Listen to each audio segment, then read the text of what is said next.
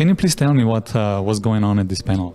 Well, this panel was discussing the role of guarantees concerning early stage financing, and in this we were discussing in what way the guarantee entities or the guarantee programs that normally don't deal much with early stage investments can also help in these kinds of situations. So in a situation where somebody is launching a new project, an entrepreneur is launching a company, so we discussed several products that are, let's say, developed across Europe in order to also use guarantees as a tool to work alongside with the business angels or venture capitalists to help fostering entrepreneurial culture and entrepreneurial spirit, and of course to create new companies that will help our countries and Europe as a whole to develop new jobs and new ideas that can be a success in the future. So that's what we did basically. And and we, of course, because we have different types of guarantee schemes and we have different types of organizations delivering schemes and guarantee schemes across Europe, from pure public funds, like for example, like in Slovenia with CEF, or in Austria with AVS, or in Finland, to private or public-private partnerships like mine in Portugal, the French or the Germans or the Italians.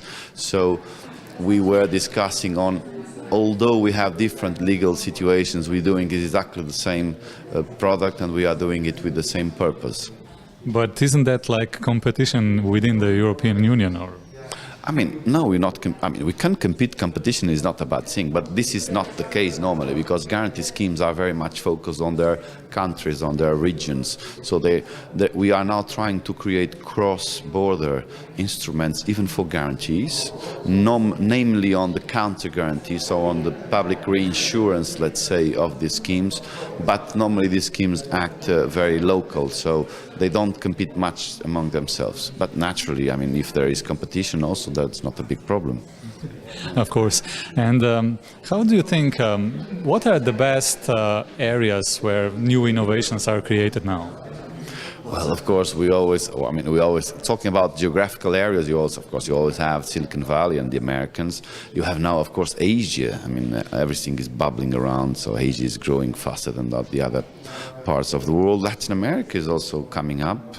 Well, the industries, it's very difficult, because you can always have very good companies, even in the so-called old traditional industries. But naturally, there are the modern industries that are always coming with new products, with new ideas, new services, from pharmaceuticals to fine chemistry, biotech, nanotech, software.